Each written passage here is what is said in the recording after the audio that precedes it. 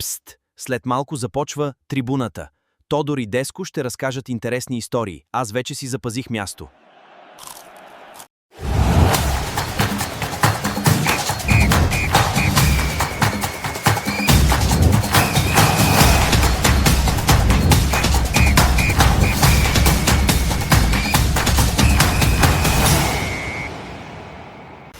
Здравейте на всички!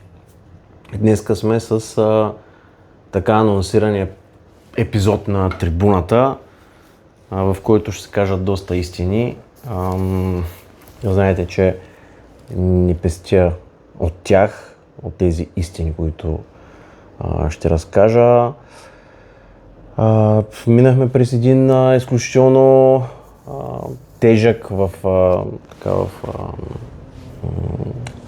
положителна гледна точка период с всички тези организации на турнири, лагери, кампове, така че много неща се случиха и много така и негативни неща и разбрахме и видяхме, естествено много положителни, но ще се насоча към нещата, които може би вие не знаете, а е хубаво да ги знаете.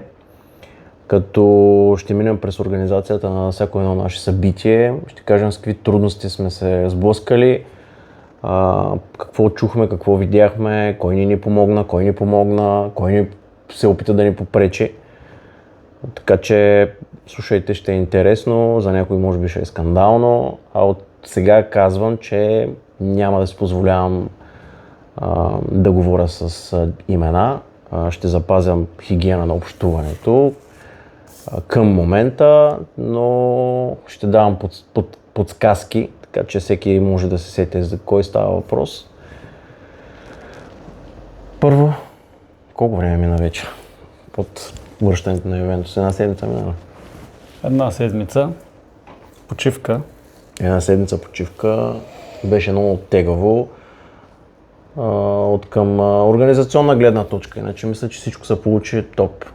Аз мисля, че супер преживяване. Ювентус беше едно от нещата, които за първи път го правим и се оказа, че наистина организацията е на много високо ниво.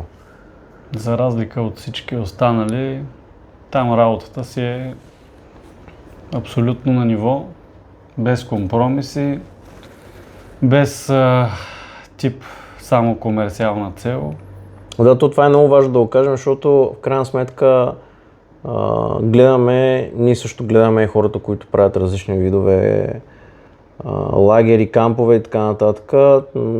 И целта на нас не е да съберем 50 деца и да ги сложим да играят с други 50 от цял свят. На нас идеята ни е да направим нещо, което да е качествено, както беше и с вратарите. Колко 23 вратари бяха в Ювентус.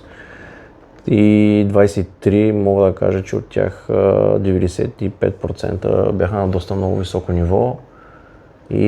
Но дай първо да почнем от Болония, защото е така да ги наредим хронологично, за да разкажем всъщност там имахме доста трудности. Няма какво да го крием, имахме доста трудности, доста така. Аз лично повече негативно излезнах от този камп, отколкото положително лично като мое усещане. От много неща. Хората не знаят вътрешно какво се случи, имаше доста проблемни ситуации. Първо да кажем най-важното, че може би това беше най-евтиния камп, който въобще е съществувал в България, благодарение на община Стара Загора. Ние така направихме, че говорихме, нали, и с кмета, и с всички в общината, че искахме да направим най-ниската цена за деца, които са от областта. Това беше 125 евро. Нали така беше? Точно. 125 евро, като в това е включена екипировката, която е близо 100 евро, горе-долу. Значи другото са различни видове покриване на треньорските хонорари и така нататък. И за това си позволихме да направим една група от 130 деца, което за мен беше много. Какво ще кажеш? Със сигурност бяха много, но тук пак идеята беше да имат повече деца възможност да се докоснат до нещо, което преди не е имало възможност за нас и за много други поколения. Нека да разкажем всъщност какви треньори дойдоха, защото това е много важно. Дойдоха едни от топ треньорите в Болония. Няма Болония Foundation, няма Болония Академи, Нью Йорк, няма. Дойдоха топ треньорите, 6. Точно така. Така, един от треньорите на вратарите 3 години е бил в първия отбор на Фиорентина. В момента мисля, че е U18, доколкото помня, тренира. Треньора на U17 главния, който стигна до полуфинал тази година. Физиотерапевта, който е един от най-добрите физиотерапевти, който е професор в университета. Да не пропускам някоя. Помощник треньора на треньора на 17-ките. Общо взето бяха докарали каймака на това, което успяха. От наша страна също имахме доста добри треньори. От българска страна Сидер Димитров, за който страшно много благодаря, че се отзова. Наистина доста добре се представиха децата. Под негово ръководство той познава доста от набора, който все пак той е треньор на проекта Националите. Стилян Евтимов, разбира се, Атанас Димитров, Дани Димитров от Локо Пловдив, който вече за втора година идва и наистина страшно много ти благодаря, Дани, за това, което направи. Но тук да кажем и малко неща от кухнята, които не знаете и не знаете с какво се сблъскахме. По принцип трябваше да бъдат повече треньори. Имаше треньор от Стара Загора, който беше обещал да дойде. Имахме оперативка, имахме денят преди първия камп, първата тренировка, нали така? Неделя имахме оперативка с италианските треньори и той всъщност по време на оперативката стана, отиде отвънка, извикаме и ми каза: много ми се струва тая работа и не ми се занимава и свана пътя и стръгна. Това беше в неделята. Ние за 20 часа няма как да намерим треньор, който да покрие този, който трябваше да бъде. Но това, нали, много малко хора го знаеха. Това са хронологични събития, след това ще ви кажа защо ви го казвам, защото имаше и някакви реплики от родители. Ще запазя името на треньора така от колегиалност, въпреки че той не беше колегиален към нас. В момента не е действащ треньор. Последните 2-3 години не беше треньор в Стара Загора. Може така да се каже, че е една легенда на Берое от новото време и до там ще приключа. За мен този човек вече не съществува нито в личен, нито в професионален път. Това е едно изключително предателство първо към децата, което е най-важното, защото да оставиш деца без треньор, защото ние бяхме ги разделили на групи, нали така беше всъщност. Всяка една група беше с отделен треньор.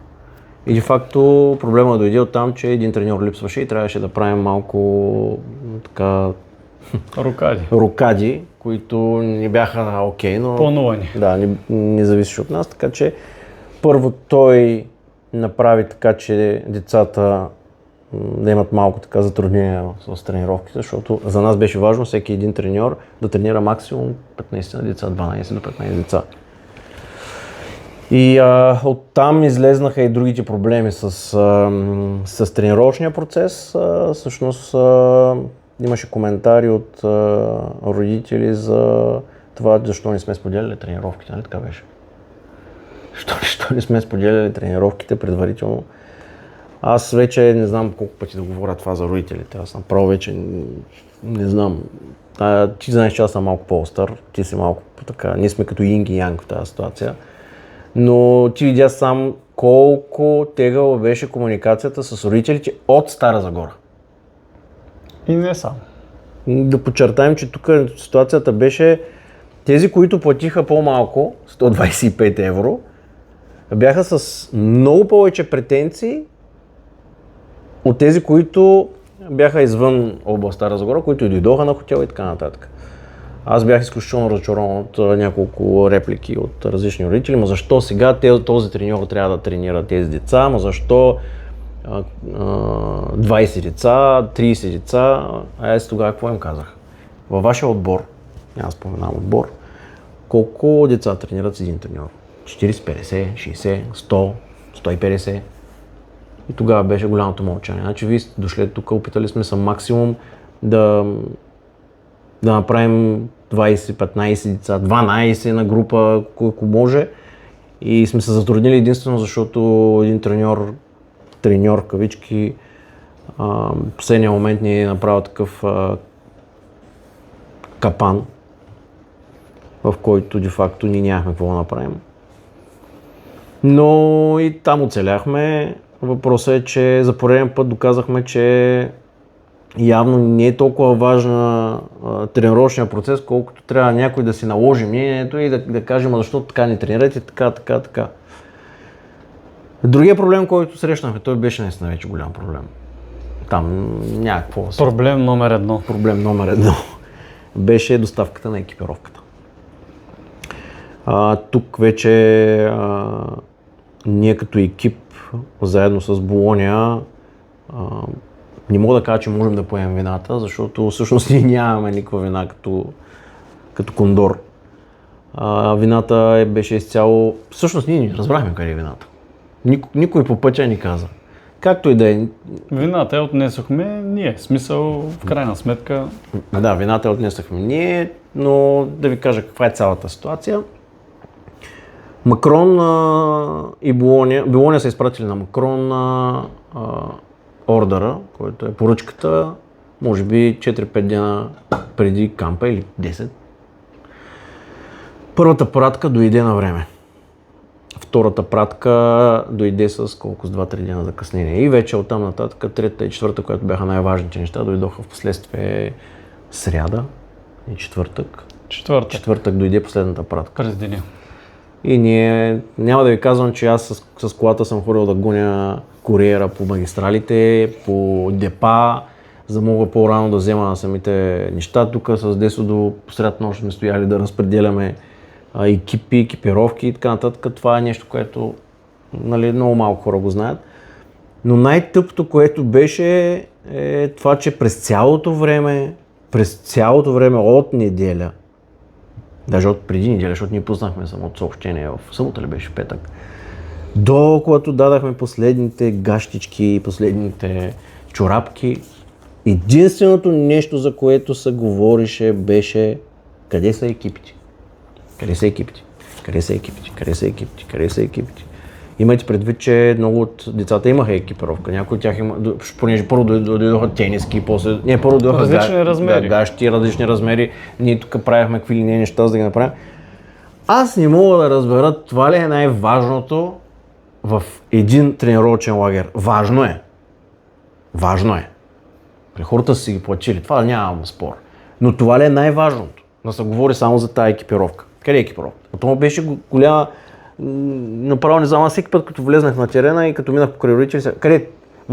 Уж голема организация, пък няма екипировка. Къде са екипировките? Къде са екипировките? Къде са екипировките? Това беше всеки божи ден. И се задавам аз един въпрос. Защо аджаба се записват и децата на такъв тип лагери? За да имат екипировка? Или за да гледате тренировъчния процес? Защото аз един човек ни дойде да ме пита за тренировъчния процес. Напротив, имаше и позитивни коментари от една майка от Стара Загора, няма да споменавам от кой клуб е. Благодаря на жената.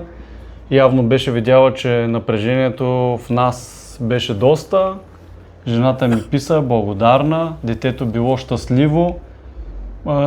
Екипа, тя ми каза за стойността на екип, който детето се е купило от друг клуб, като фен, което е било двойно и тройно и за нея екипа изобщо не е бил водещ в цялата ситуация и целия лагер. В крайна сметка, имаше и доста позитивни коментари, които хората Писаха налично, Ама- явно оценят. Разбира се, то имаше. И в момента говорим за проблемни ситуации, за да може да се разясни, защото какви ли не глупости се говориха за тези екипировки. А какво стана, като раздавахме всички екипировки накрая? Всичко се мина мирно и тихо. Значи четвъртък раздадахме всички до последните гащи и оттам нататък стана един душевен мир. Нали, не коментирам и момента, в който, пак казвам, започнаха да се местят и тренировъчния процес на треньорите от Италия. Това беше малко too much. И аз малко изригнах тогава. Сега в крайна сметка идват хора с лицензи про. Нашите треньори са топ. Говоря и за българските, нали, тук, които бяха хора, които даваха и сърцето си за тези деца. Това бяха 6 дена, много тежки. Първо заради времето, беше много тежко времето. Второ заради цялата организация на 130 деца, което не е малко. Те имаха дворазови тренировки по 2 групи, сутрин 2 и вечер 2. Така че, но мисля, че накрая се получи добре. В момента договаряме Болония да разрешат няколко лица да тренират с Болония. Ай сега тук да уточним нещо. Защото гледам аз постоянно и много ми е интересно това. Този отбор ще вика деца да играят по беше. Ти днеска ми го каза. Едно дете ще бъде избрано да играе с други избрани 50 деца От цял свят. от цял свят. Нищо общо с клуба, който Организира. Няма лошо. Това също е окей. Въпросът е да ги разделяме нещата, защото като казваме ще закараме 5 деца в клуб Хикс, това значи да го закараме в клуб Хикс. Ако аз, ти и целият ни екип не можем да закараме 5 деца в Болония, в U13, U14, U15 да направят 6 тренировки или 5 тренировки, което е изключително трудно, не знам дали знаете. Предполагам, че доста от вас е информиран, че това е забранено от FIFA. Трябва да се направи по много легален начин, нали, да не е, че отидат на проби и така нататък. Това е един дълъг процес, който в момента го стартираме. Аз няма да го направя това нещо.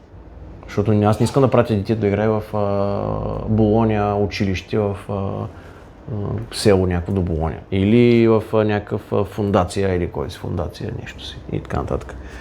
Така че, нека да ги разграничаваме малко нещата. Мисля, че ще се получат работите. В момента чакаме отговор от Болония. Там има малко размествания по дирекциите.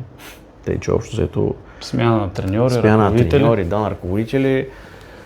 А другото, което искам да засегна е, че гледам, че много хора пак са засегнали треньори от Стара Загора, които казах, че не са идвали да гледат тренировки.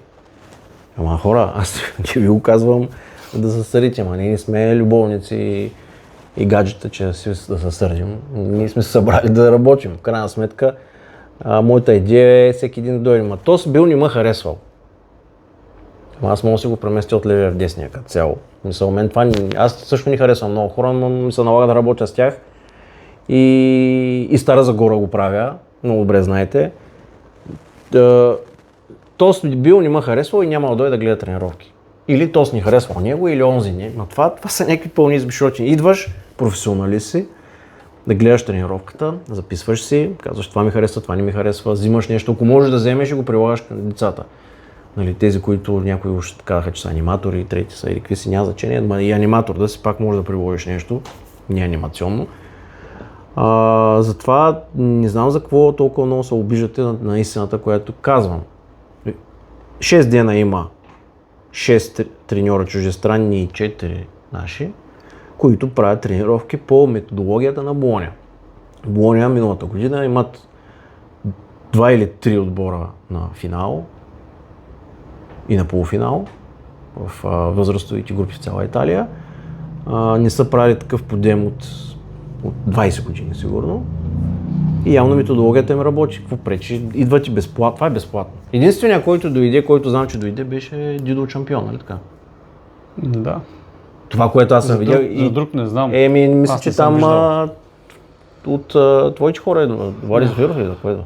Идваха. Нямах време да гледам нали, В смисъл, да обърна внимание на... основните, които нали, парадират, че правят много за старозагорския футбол извън Берое, защото Берое, въпреки че и там може би трябваше да дойдат малко повече хора, както да няма значение, не ги видях. И ако не съм ги видял заради мене, това е много жалко, само да ви кажа. Изключително жалко е. Защото в професионалния спорт, в професионалните, въобще като цяло, дали е работа или каквото и да е, личните отношения, където аз нямам никакъв спор с никой от треньорите. Стара Загора личен, просто някои хора не обичат да казвам истината, трябва да се загърва, защото ако работи за децата, в крайна сметка, то си е смисъл, нали за тях работим. Това е истината. Сега, и аз съм имал противоречия с община Стара Загора и тук сега ми казват, ма ти, какво беше сега, последно бяхме чули, ти сега тук уж беше против общината, аз съм имал противоречия на някакви основи, не личности. Не личностни. Професионални и някакви неща. Когато се свежда до момента, в който ти или работиш за децата в Стара Загора, или целият този проект, който го правим, отиваме в Враца, в Шумен, в Пловдив, Варна, навсякъде, където са ни се обаждали, си сядаш и си казваш, какво правим? Загърваш ли си всичкото его и цялото его, което имаш, заради децата, заради проектите и всичко, което правиш, или си отдисваш на едната и казваш, дай ще го направим където там пак не се знае какво ще се случи. Защото, нали. Така че аз взех решение, че в крайна сметка аз живея в този град. Когато живееш в този град, ти трябва да вървиш в една посока с хората, които в момента зависиш от тях, за развитието на този град. Затова просто, може би пораснах, не знам. Може би... Възможно е.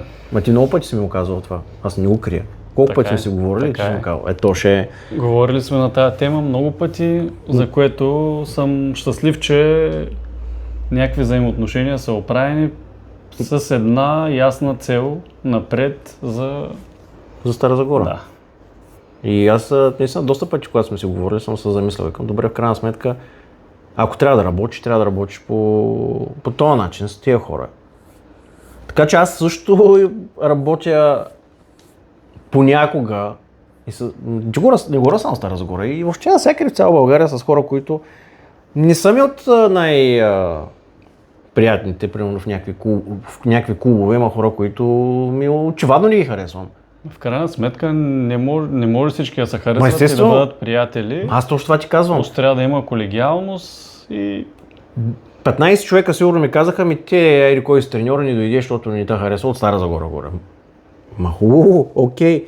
Ти утре ще дойдат Милан, Интер, Борусия Дортмунд и какво си да играят и ти няма да дойдеш, защото ни харесваш Тодор или Десо, примерно. Те също. Може и те да не те харесват. И Милан. Да. Въпреки всичко да абсолютно загърбят. Ма това е... Така че кампа на Болоня за мен беше едно училище. Разбрах какво ни трябва да правя. Предизвикателство. Първото нещо, което след кампа коментирахме с теб, какво беше? Никога повече 130 лица. Така е. Въпреки че искахме, нали, общината даде възможност на всички възможни да участват, нали, с малки изключения, в крайна сметка това си е много организационно от всички гледни точки. Може би тук е хубаво да кажем това нещо, което постоянно се повтаря. Колкото повече даваш на един човек, толкова повече ти се качва на главата. Така беше може би и сега. Колкото повече ниска цена им правиш и колкото им даваш, те това го мислят за задължение от наша страна. Ма ние го правим за вас, бе, родители от Стара Загора. В смисъл, аз това наистина не мога да го разбера. Имах и тук един чат, няма да... Той телефон в момента записва, но имах един чат, който... Какво ли ни беше сега? Защо децата ритали топката, как си? Ама защо били с един треньор 15 деца? Ама защо? В смисъл родител, който не е треньор. И аз стоя и чета и просто към добре, ще отговарям, по едно време спрях. Защо то са от Берое го тренираме и не го тренира италианци? То беше на ротационен. В смисъл, всяко едно дете трябваше да тренира с различен треньор. Аз това наистина не мога да го разбера. Така че много се замислих дали въобще това нещо да се случва пак в Стара Загора, защото извинявам се, че ще ви го кажа, ама малко неблагодарно беше от цялата гледна точка на това, което направихме за вас, за да можете вие да почувствате тази атмосфера почти на никакви финансови средства, нали? Защото 100 евро отиваш и си го даваш за една вечеря в заведение на Стара Загора или да хвърляш салфетки в дискотеката, така че аз затова леко съм обиден на определен тип, вид родители от набор, няма да казвам кой, които чух какви ли ни бивалици, после ми се обажда да ми кажат, ма то ще има това, ма да направим ери какво си, защото ти си свидетел колко родители ми звънят на ден. Аз направо съм потресен. В смисъл за съвети, за работи и аз давам и в един момент правиш нещо, същите родители идват и казват, не казват на теб, не ти го казват на теб, го казват там из публиката, защото ти сам знаеш наш човек, който е бил в публиката, той ни каза абсолютно всичко. Така че имам си едно на ум и знам кой е говорил и всичко вече нещата не знам как ще се получат от тук нататък, специално с кампове, ще е другата година още какво ще се случи. За турнира Петко Петков само искам да спомена няколко неща. Първо, може би това беше един от най-успешния турнир. Ни правихме подкаст за него, но тук има някакви неща, които се случиха след подкаста. Тази година очакваме потвърждение от 2 топ отбора. Може да останат тайна или... Няма какво тайна да остават. Ето ги зад мене са. Милан и Ювентус. Ако всичко се случи, те ще бъдат тук с първите си отбори. Може да не се случи. В момента оговаряме датите. Говорим с Цървена звезда, които бяха толкова впечатлени, че даже сме поканени август месец ще ходим в Цървена звезда, да гледаме Цървена звезда Партизани и да гледаме тренировките. Разбира се, ще поканим Бешикташ отново и имаме още 3-4 отбора нови, които мислим да са топ. Както и да е. Тук ще отворя една тема. Лека. Ти постоянно ми кажа забравя и не дей говори, ама аз не мога да не го кажа. Знаете, че пуснах жалба до прокуратурата до един, ще да казвам човек, ама ще се спестя и епитетите, които бих казал, който изговори всяка една дума всъщност беше лъжа. Абсолютен безкруполен долен лъжец. Нито едно нещо, което го беше написал, не е вярно. Това е обида към всички, които са били замесени в това нещо. Това е обида към нас, обида към мен, обида към теб, обида към Сдружението на бюро, обида на общината, обида към всички, които бяха вътре. Абсолютно съм дал всички документи на прокуратурата, тъй като първото нещо, което тръгнах да направя, когато знаех, че има турнир и условието ми беше нито един лев да не минава през Кондор. Нито един лев, защото знаех какво ще стане. Тъй като хората не са информирани и то с фалшив профил или не фалшив, защото той ще стане ясно кой е горе-долу ми се стеснява кръга.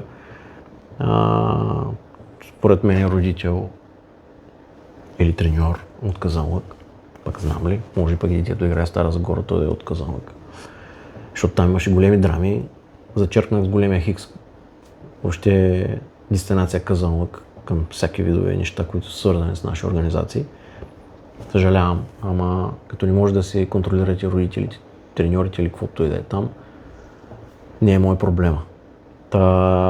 Всички тези лъжи, където се пляскаха там по Фейсбук, че били сме взимали пари, че какво беше, че такова беше.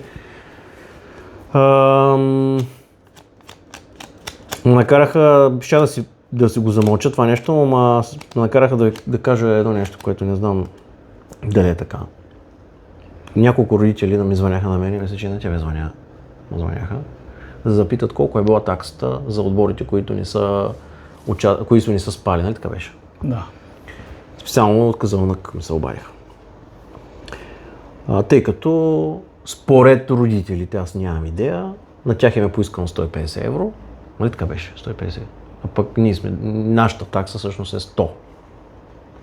евро на дете за такса участие, което покрива разходите на чуждестранните отбори. Това някакво, това си е смисъл транспарентно. И оттам вече ми идва въпроса дали всички тези тъпоти, които се случиха покрай един родител, който е някакъв лумпен, който какви скандали прави там по стадионите и всички тези такси, макси, не знам кой какво е взимал, не ескалира това напрежение и доведе до този пост, който тръгна към прокуратурата. Така че скоро ще стане ясно в крайна сметка за какво става въпрос.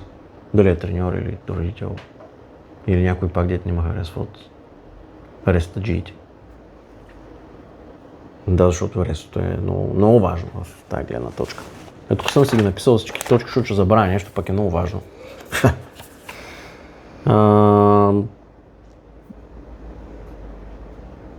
Чакай бе, аз забравих нещо много важно за кампа. Но чакай малко.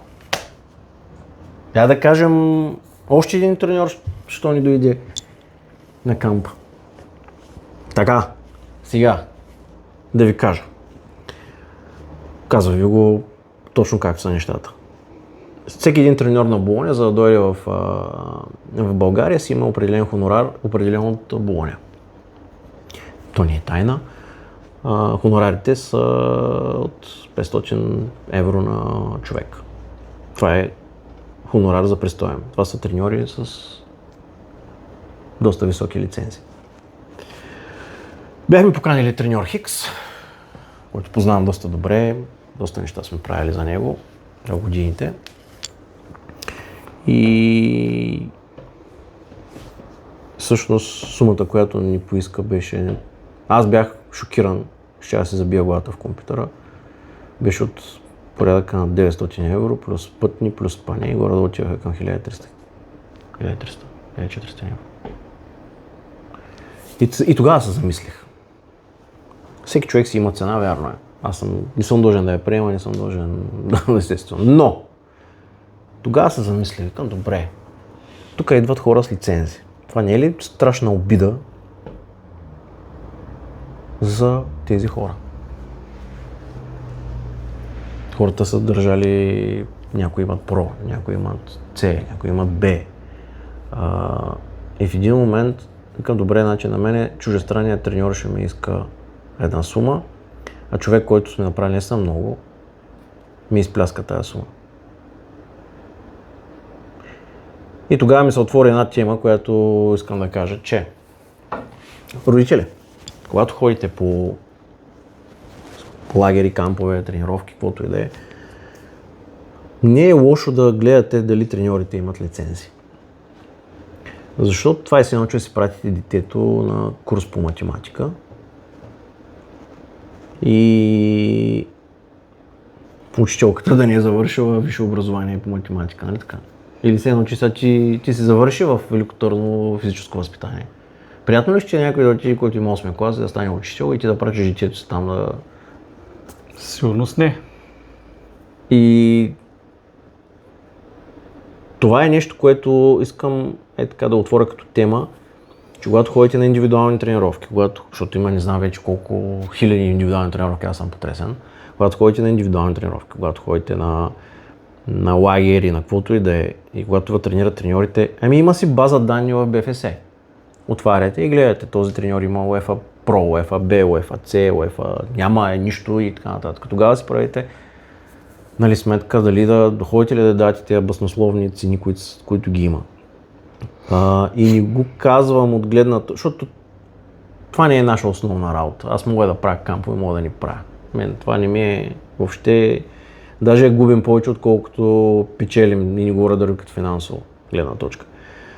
Мога да ни правя кампове и да ви кажа, може би това ще ни е последния камп, който е в България. Нещата вече, ние гледаме малко повече да ги изкарваме децата в чужбина. След това, което го видяхме. Затова казвам, че станаха, не знам, пък има случай, пак няма да споменавам имена, родител дойде на нас при кампа, когато беше на Болоня и какво каза? Друга седмица записвам детето си на камп на еди си кой за 1000 и какво беше? 700-800 евро. А, моля? Към как? 1800-700 за 5 дни, за 6 дни, какво беше? Да, седмица. Даже не беше 7 нощувки. И аз викам, добре. В смисъл, всеки може да се прави на образованието както иска. Това грам не ме интересува. Ама на база на това, което отиваш в, тя знам, Борусия Дортмунд, примерно, в Бенфика, отиваш в Ювентус, отиваш в Милан, отиваш в някакви места, където тренират треньорите на Милан, треньорите на Бенфика и така нататък. И това да ти е по-евтино, отколкото да отидеш в България в 5-звезден хотел някъде си и някой да те тренира. Аз това някакси не знам. Аз лично може да предпочита детето ме, това е като на езиков лагер, да заведа детето си в Малта на езиков лагер с топ учители по английски или да го пратя на каваците с баба ти Пенка, която ще го научи на нещо, май ще си пи много инклюзива. В смисъл, не омаловажавам нещата, които се правят тук, но не може на толкова високо ниво треньори в чужбина и въобще цялата организация, защото сега ще ви разкажем на Ювентус как е било, как беше, да струва по-малко, отколкото тук. Не знам. Къде да знам? Не знам, може пък аз да не съм прав. Възможно е. Ще запишеш детето на 1800 евро или ще го пратиш в Бенфика? Нямам тази възможност. Да. То нищо не изкара на тя нещата и че то малко даване вече трябва да ходим на пазара. Да продаваме картофи. Нека да затворим тая тема. Да! Каза тези неща, които искаш, нали, които са ти болни. Да, защото в крайна сметка сме дали толкова много на някои хора и те по този начин се подиграват. Не с нас, майната му и с децата, защото те чакат някакви неща. Ама може би и мой проблем е, че се доверявам много на хората. Кажи сега ти за Ювентус, искам ти да ми кажеш твоето мнение, защото аз съм ходил... Ма чакай, ние бяхме заедно и за треньорския курс. Какво очакваш и ти от Ювентус и какво видя и какво се изненада? Искам да ми кажеш положителното и отрицателното от твоята гледна точка, после ще кажа. Така, първо аз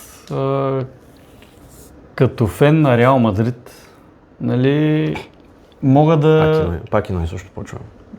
От тук започваме, за да може, нали, хората да не помислят, че съм пристрастен към това, което бяхме, което видяхме.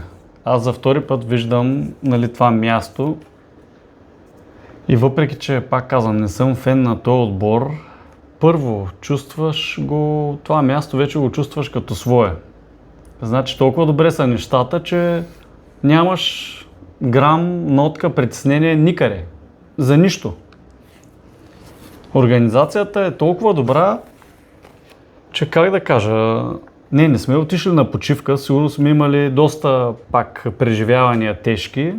Имахме, да. Но най-малкото, знаеш, че децата и всички нас като хора, нали, като група, които сме били там, почти няма за какво да се притесниш и да се хванеш, нали, което да не ти хареса. Може би самите родители мислеха, че ще отидат на един обикновен камп. Това е така.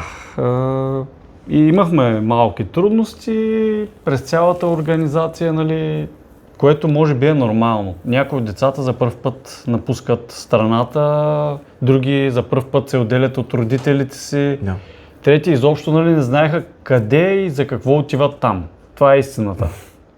Да. Но в последствие надявам се, че всички са доволни от крайния резултат, въпреки че това нещо се прави за първ път.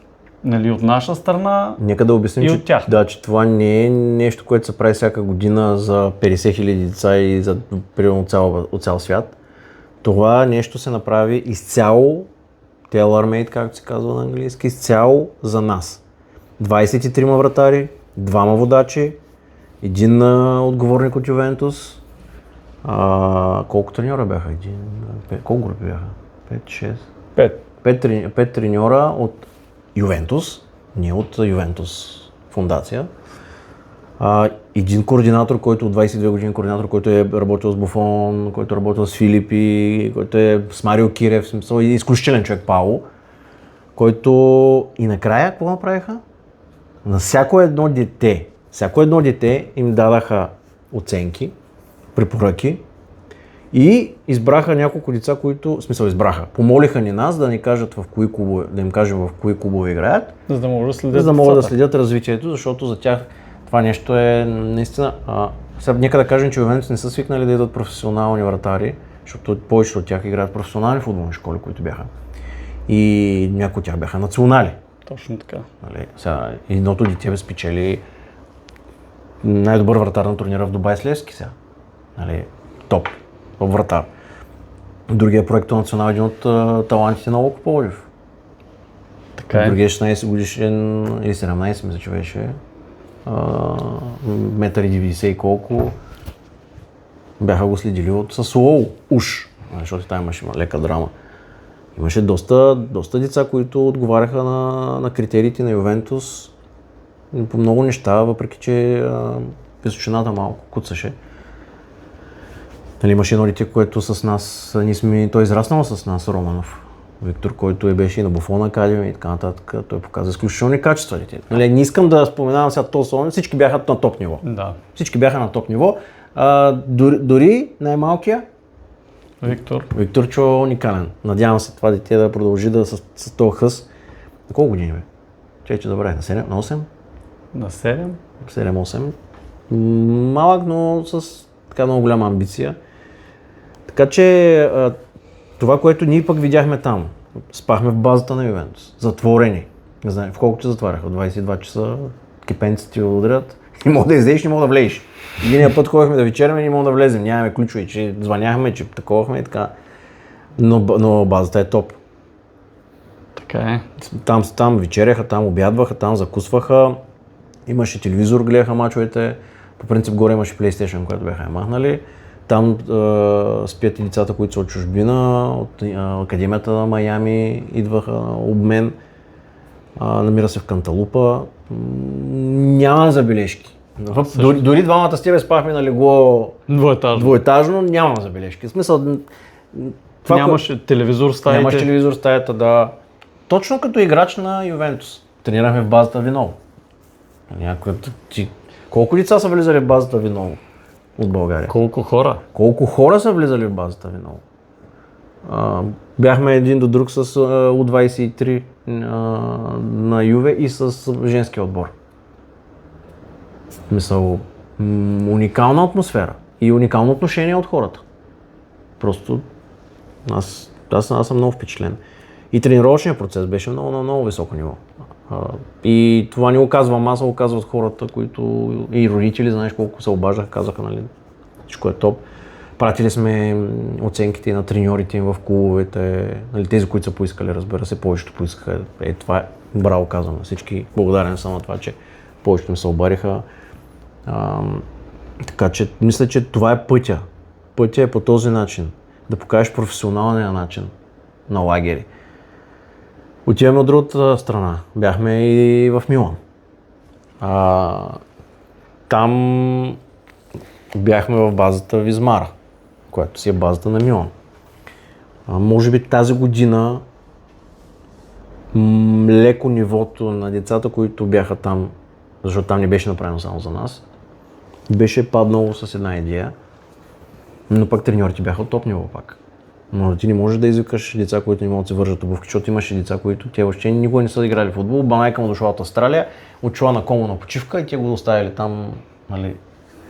В крайна сметка нашите деца пак изпъкнаха Абсолютно. пред всички и доказаха, че има качество в България. Разбира се, че има качество. Ние сме на много високо ниво до определена възраст. А просто след една определена възраст нещата се чупят. Но Милан също бяха много впечатлени. Знаеш, че аз имах среща с директора на школата, за да обсъждаме някакви неща. И там също идеята е съвсем различна. Там идеята не е комерциална. Знаеш, че ние имахме среща, имахме обяти с шефа на маркетинговия отдел. И там малко нещата се разделят. Нали? Той дърпа към маркетинговата гледна точка, ние дърпаме към професионалната. Той иска да правим кампове в България, които да са на комерциална база 100, 200, 300 деца. Ние се дърпаме от това нещо. Вече втора или трета година имам предложение да правя камп в Милан. И трета година отказвам. Защото те искат... Камп на Милан? Да, камп на Милан. Те искат да го правим малко по-комерциална гледна точка. Аз не искам от тази комерциална гледна точка. Те не могат да разберат, че в България не е като в Италия, в Америка и така нататък. Майките да дадат ни пари и да казват, ние отиваме да си гледаме кефа, пък детето. Тук искат резултати. Тук родителите искат резултати, което е супер. Само че аз това не мога да го предложа, ако дойде Милан от комерциална гледна. Да не е Милан, няма значение. След коментирам Милан, защото с тях съм имал разговори. Да дойде клуб Хикс, Y, Z, както постоянно идват и така нататък. Окей, идвайте, правете го за пари. Аз не искам да го правя това, не, затова не го правя. Няма да го направя, докато те не ми кажат, че ще дойдат 5 или 6 топ треньора от, както дойха в Болоня, от Милан. И няма да е повече от 70-80 деца. Те искат 200-300 деца, 5 седмици, не става така. Не е моето, не е нашето. И докато ние нямаме уверението, че това няма да е комерциално, или да кажем 30% да е комерциално, 70% да е професионално, това лично няма да се случи от наша гледна точка. Който иска да си прави кампове, който иска да си прави комерциални такива неща, не е нашето. Затова ние се обръщаме към обратното. Видяхме как го правят в Ювентус, може би другата година ще направим и за полеви играчи. Това ще е изненадата. Ако по този начин ни обещават, че ще се случат нещата, в момента преговаряме и отново ще е само за нас. Няма да има от Америка, от това. По този начин можем малко да контролираме качеството. Ние не можем да ги селектираме. Сега има колеги, които ги селектират, окей съм. В крайна сметка пак правиш, как да кажа, целта трябва да е шанс на всички. Горе-долу родители и деца могат да си направят съпоставка на какво ниво са, нали, дали просто ще отидат да си губят времето или... Да, ама всеки си има неговия си начин на работа. Да бъдат ограничени. Аз никога няма да кажа за един колега, защото аз сега не мога да кажа, че тия, които правят кампове, лагери, така нататък са ми колеги, защото аз не съм треньор. Аз съм човек, който изцяло насочен към бизнеса, но това ми го правя за кеф, защото имам контактите и горе-долу вече съм... Аз не мога да селектирам деца. Аз също. В смисъл, няма да взема някой, който да селектира деца. Но няма да кажа нищо за колеги. Примерно, Кампиония селектират деца, правят кампове. Хората си работят по един начин и правят нещо, което е вала. В смисъл, аз няма никога да кажа нещо лошо за тези хора, защото въпреки че съм чувал, че те са казвали някакви неща, не знам, аз с Жоро Захариев съм се виждал доста пъти. Нали, ако има нещо, може да ми го каже, но аз нямам. Евала им правят такива хора, защото ти дадат от времето си и си работят. Нали, ние в България сме свикнали, ако направи нещо, нали, той си има начин на работа. Но когато този начин не ми харесва, примерно ако е мега комерциално, защото примерно те не го правят комерциално, чак толкова комерциално. Пак може би всеки, и при нас има комерциална гледна точка, но те не го правят по този начин, по който го прави, ако дойде отбор, клуб, няма да казвам име, фундация и направи нещо си и вземат 3000 евро на детето. В смисъл, има разлика. За това ще кажа, че не съм окей. Когато дойде някой и направи анимационен камп, който 5 деца ритат топка, 2 треньори дошли или 3 от някой клуб, стоят отстрани и казват на български треньори, направи това, направи онова и те се стоят само и се такова. Не, треньорите от клубите трябва да взимат участие в тренировъчния процес.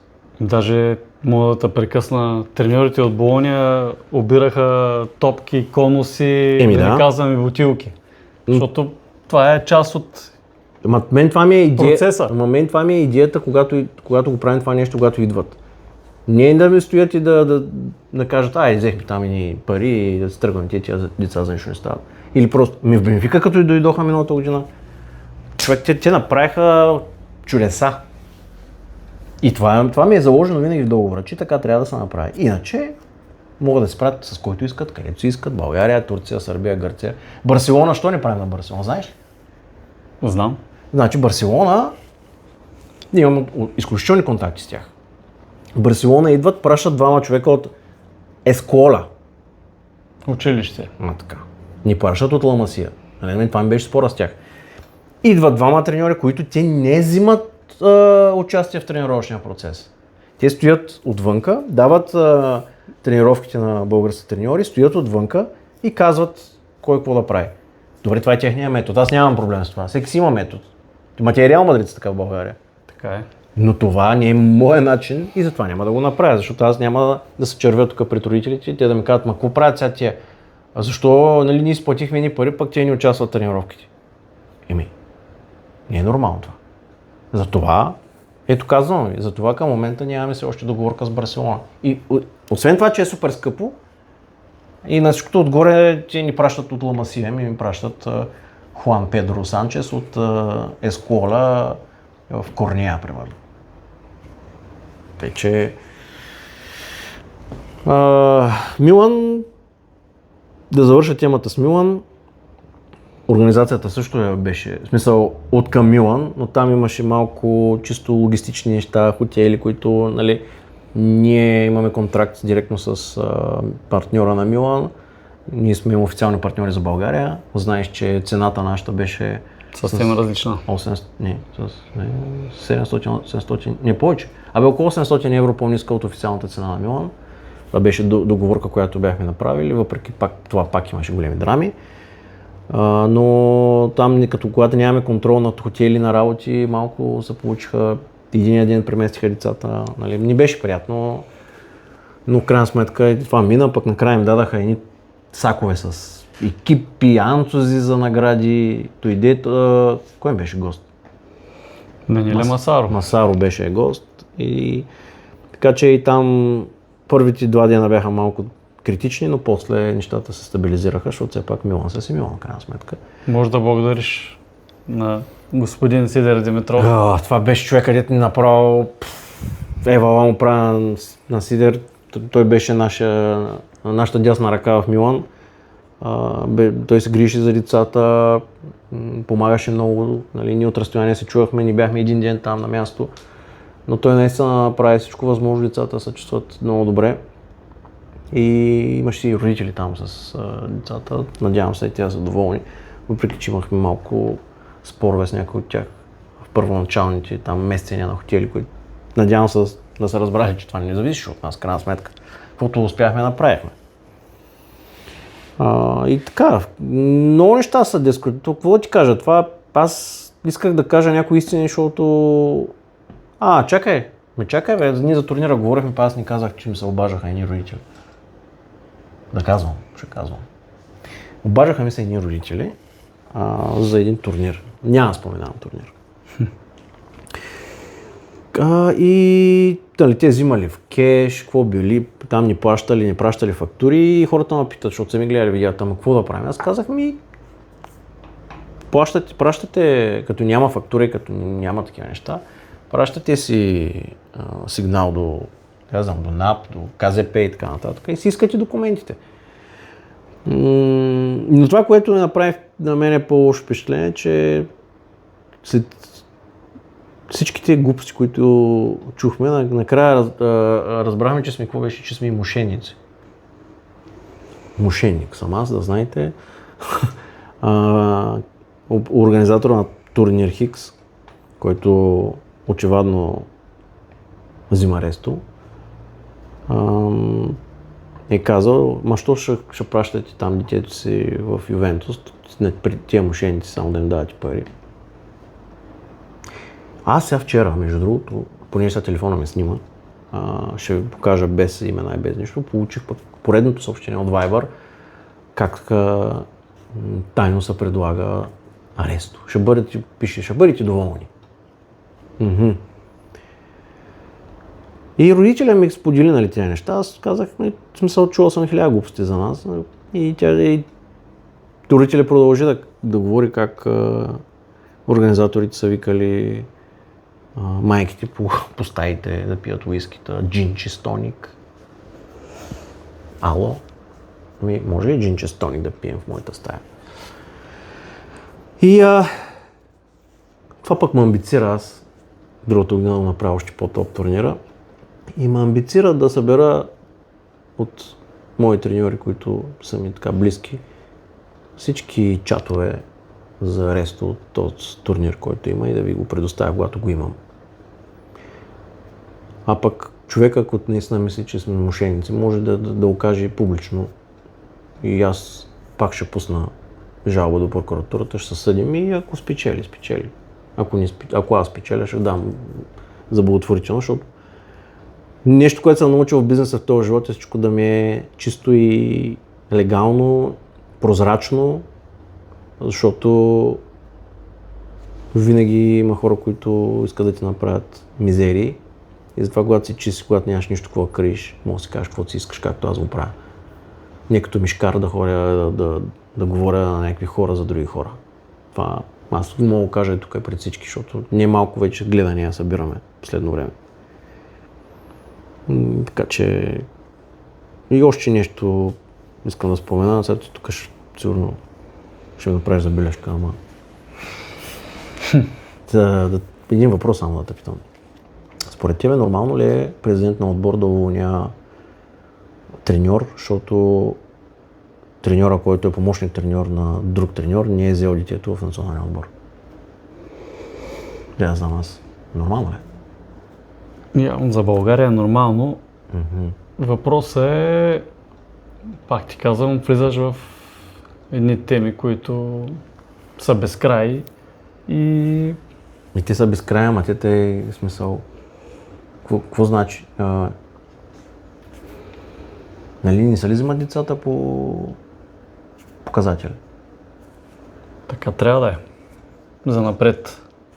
И така е било. Аз за мен е този треньор, въпреки че той те срещна и те питам, а сега що говорят и за треньорите и така нататък. За мен този треньор е един от топ треньорите. И това е бахти излагацията, честно. За мен това е несериозно. Информациите са доста по-дълбоки от моите. Аз Много не влизам толкова да е информация, човек. Ти знаеш много добре, защото познаваш хората, знаеш за какво става. Просто е, че за мен това не е нормално като цяло. И докато личностните неща не стоят на страна от професионалните, няма да се развиваме. Няма да се развиваме. Къде ще се развиваме? В смисъл, аз направо не знам какво да кажа. Между другото, тук един приятел беше ми писал отдолу, казвайки истините, като казваш А, кажи и Б. Или наш общ приятел. Познаваме го, да. Познаваме го, нали? Ева, момчето е топ. Може би той очаква да засегнем една друга тема, която може би за него е интересна. Това е темата Берое. Значи ще отделим малко време и за нея, защото там знаем много неща и не знаем много неща. 50 на 50. 50 на 50.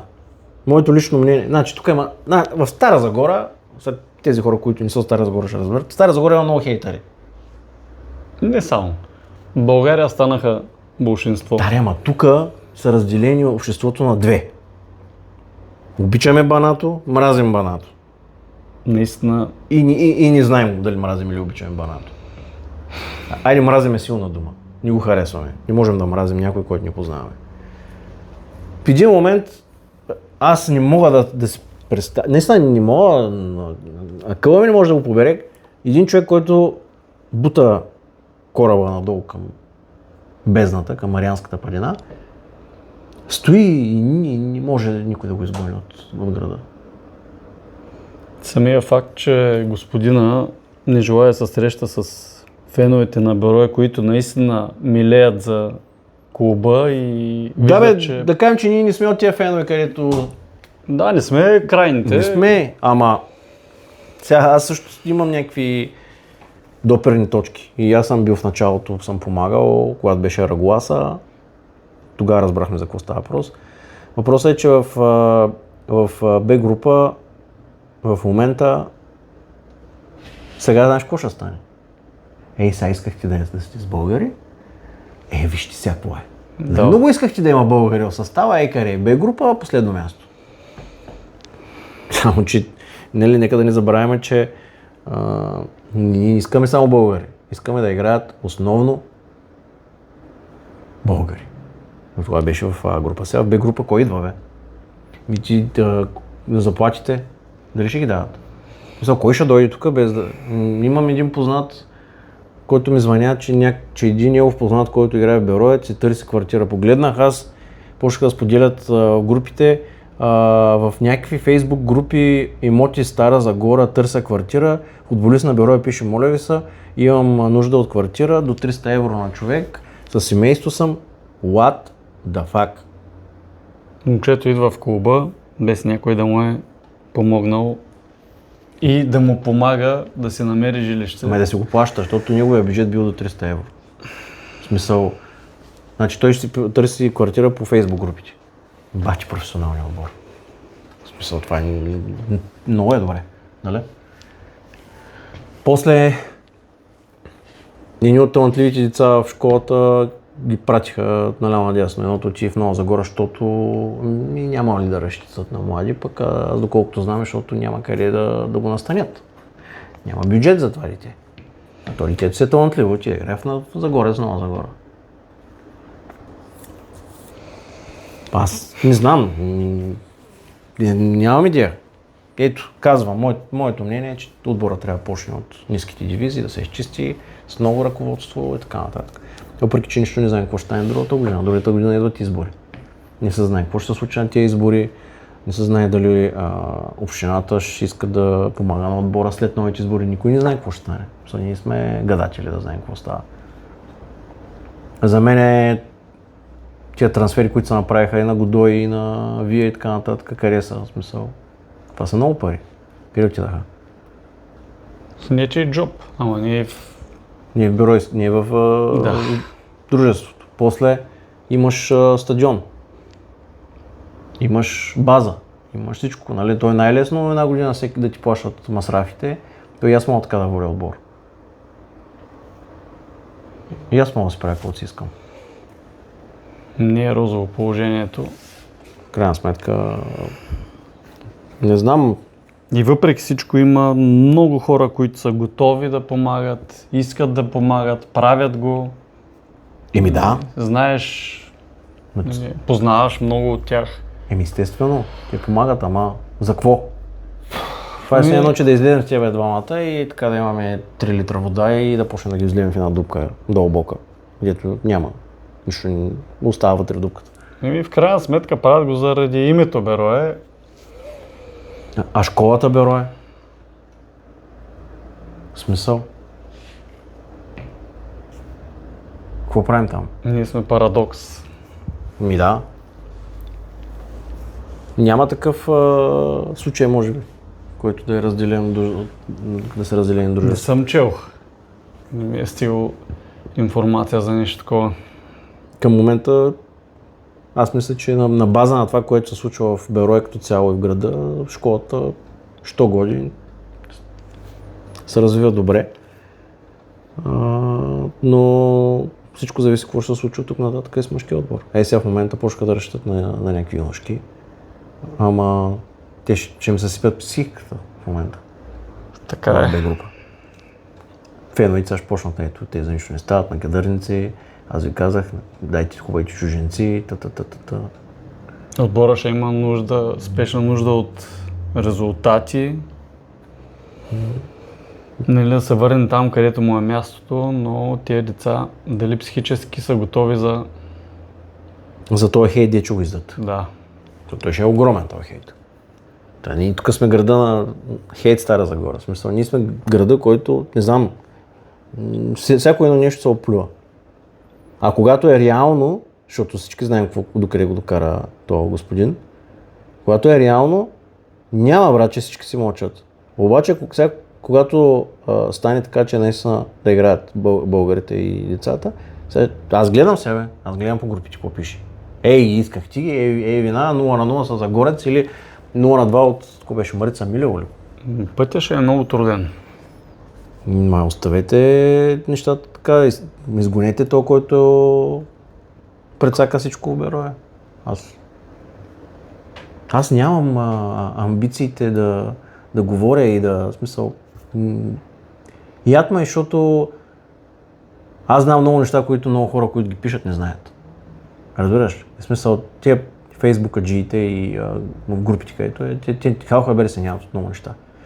За тях всичко е розово, розово. Всичко е фърчи и се еде и те си пишат и ни глупости, то Соня, Те нямат идея в кухнята какво се случва, те грам са нямат. Същия човек, който на мене, който ми писа на коментарите, нашия приятел, който нали, писа нали, от А, Б, да кажем всичко, той най-добре също знае какво се случи. Ние бяхме заедно в началото, когато той беше там, помагаше адски много и така нататък. Ева, прави съм махна. Ще отиде, че какво ще да прави. Човек се намери топ работа и сега е независим. Да. Прекарал не знам колко години от живота си в клуба. Бил е част и от школата, работил е за клуба. Мисъл, това несериозно е, човек. Има хора, които знаят какво се случва. Излезте и го кажете всички публично. Кажете, това знаем, но и знаем, а това е така, наистина е така. И приключете то, човек. И това е. Докараха ми изпълнителен директор, който беше на Пирин. Сега. Аз с Жорката, бившия президент на Пирин, Спасов, се познаваме. Нали, няма какво да казвам от нататък. Мисля, ми е ясно какво се случва. Не знам. А другата година? Продължаваме напред. Проекти? Изненади. Някои хора не обичат изненадите. Ма защо пазите тайни? Да бъде по-интересно. Верно. Що пазите тайни за тренировки, що ги пазите в тайни? Въобще не ги публикувате в Viber групите и там да ги спонсорирам и да ги знаем, направо да ги пуснем. Нека да има малко. Да бе, аз едно обращение ще кажа към всички родители. И аз го казах и на кампа. Вие правите всичко възможно вашите деца да се развиват, за което ви свалям шапка. Всеки един. Всеки един дава от времето си, от парите си, най-вече от финансите си. Имам страшно много познати, които са минали през нас като деца и родители, които в момента развиват децата си в чужбина. Има които сега заминават, знаеш, от лагера на Ювентус, заминават в чужбина. Има хора, които вече са в чужбина, има хора, които ние им помагаме да отидат в чужбина. Това съвсем скоро ще ви го кажем. Давате всичко възможно децата ви да се развият, което е, пак казвам, свалям ви шапка. Но същевременно с това нещо и пречите, когато се мести в работата на треньора, в работата на организаторите на различни видове, не знам, лагери, индивидуални тренировки, каквото и да е. Сявате супер много паника в тренировъчния процес. Оставете треньорите да работят. Ако не сте доволен от един треньор и просто не сте доволен от него, може да се преместите детето си във всеки един друг клуб. Оставете, дайте им малко свобода на тези треньори да дишат, защото вие не знаете, но аз съм говорил с много от тях. Това за тези има хора, които въобще не им дреме. Нали, познавам тях, което въобще от тук и за от тук. Но има хора, които го приемат много лично и това им тежи чисто психологическия начин на работа и в тренировки и в мачове. И когато после няма резултати и казвате, че треньора е виновен, замислете се дали няма натиск от родителя за много от тези неща. Защото ние сме обиколили много клубове. Във всеки един клуб сме питали какво правите с родителите и те казват, ние нямаме право да говорим с родителите. Те нямат право да се доближават до нас. Първо трябва да говорят с директора на школата. Както е в Ювентус. Там в Ювентус още ми в Болония. На турнира Лацио стоят на скамейката отстрани, там гледаха мача и отзади идват майките на 2-3 деца. Да. Може ли да им дам малко прошуто? И те само обръщат се. Въобще не им такова. Коуч. И аз искам да ти кажа, ние нямам право. Това за първи път вика се случва. Аз направо вика не знам как да реагирам. Ма как ще говоря вика с мен? Те нямат право дори да се обръщат с мен по име. Те нямат право да спят в хотела. Нямат право още да го коментират. Обаждат се на директора на школата или на координатора, който е на възрастите и казват си нещата, които имат. Те тогава казват на нас и ние ако решим ще се срещнем с тях. Има много такива неща, които... Маси да го кажа това сега в момента всеки ще каже, може би пък е прав този или бах ти то брадати, а пак говори някакви глупости. Нали? Много от хората просто такъв им е менталитета. Да, но затова 50% от треньорите са на кантар дали изобщо да продължат с... Да, освен че нямат финансова възможност, защото... Да, и получават натиск. Заплатите им са малки. После получават натиск от родителите и след това от ръководителите. И очакваме резултати. Да, очакваме резултати. Ама хора, родители, не очаквайте резултати на деца до 14-15 години. Това е смешно. Никъде го няма това някой да иска резултати. Дали е паднал 7-19 или 5-0, или е бил 25-0, никой няма да го гледа това нещо. Нали, гледаме развитието на детето. Защото ако си бил 20 пъти по 20-0 и не си изкарал едно дете, и обаче ако си паднал 20 пъти по 20-0 и си изкарал две деца и се отишли да играят в професионален футбол, кое ще ти е по-добре? Ма те ще кажат, те ако падат няма. Ма не е така, и да падаш и да биеш и пак има вариант да изкараш дете. И тук за финал на тия родителски, нали, излияния и всички неща, истината за камповете в чужбина, както и препоръка на клубовете, родители само на деца, които наистина бяха малки, няма да казвам имена и не могат сами да бъдат на такива места. Това ще го ограничи, може би. Мисъл... На място, което са децата, няма да бъдат за тяхно добро на децата. Да. Еми да. Да се чувстват много самостоятелно. Точно така. За да могат да растат, да знаят, че... Мамо, избили си гащите. Ходи ли до туалетна? Завили са? Смешно звучи, но Факт? ние сме родители и трябва същото важи и за нашите деца. Малко самостоятелност, да бъдат готови за живота. Защото това е училище и за живота. Да. Продължаваме напред. Надявам се хората да са разбрали за какво говорим и надявам се тия, които се препознаха в видеята, да разберат, че в крайна сметка лоялност, работа за децата и най-вече начин на комуникация с всички е едно от най-важните неща, защото това остава. Утре, живот е един кръговорад, утре всеки може да допре до някой друг. Дали ще е родител, дали ще е треньор, дали ще е организатор, дали ще е бизнесмен, дали ще е който и да е. Колелото се върти хора. Аз ви го казвам, защото при мен се е въртяло и се върти постоянно и аз знам по какъв начин да комуникирам с хората, които са важни за мен и знам, че правя всичко възможно за целия ми екип и хора, които работят с мен и хора, които ми помагат в различни неща, да се чувстват окей. И може би съм прекалено доверчив и може би вече съм изгубил преценката спрямо хората, защото в последно време се случват такива неща, които ви казах и покрай треньори и така нататък, които се опитват по някакъв начин да ни извиват ръцете, но те пак ще дойдат на нашата. Пак ще допрат до някакви наши неща, които правим и тогава вече не знам аз дали ще се отзова. Аз имам една друга максима. В живота напукна всичко. Ако мога да помогна на някой, винаги ще му помогна по-скоро без да му преча, нали? Ние нали помагаме? Но въпросът е, когато на тия почва да ти пречат. Какво правим? Сега ти видях какъв зор видяхме.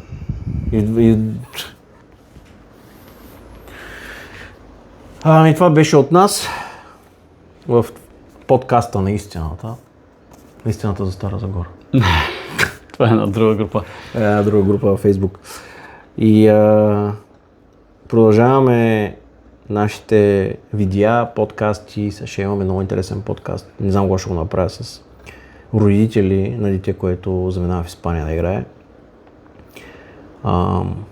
Което по някакъв начин се опитахме да помогнем. Безвъзмездно.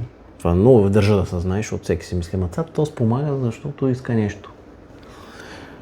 И ще искам да разкажа целият процес. Е много интересно. И за мен е интересно. Ще имам, надявам се, подкаст с Калояне, с теб, Генчев. Защото ти имаш много неща да кажеш. При тебе ще е истината 2. И най-вече за изключително талантливото му дете, Косио Генчев, който за мен превзема в момента върхове в Парма. И аз имах удоволствието да се срещна там на място и с него, и с баща му, и с майка му. Изключително интелигентни хора. Детето е израснал не само футболно, но и цяло и интелектуално. Ще направим един подкаст и с Алекс Генов, който отиде в Перуджа. Подписа договор с Перуджа. Така че продължаваме си, имаме много проекти, които ще правим. Пък аз моята остане да я затворят. Костили в орех съм.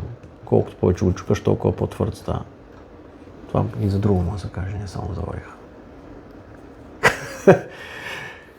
Чао на всички, до скоро! Чао!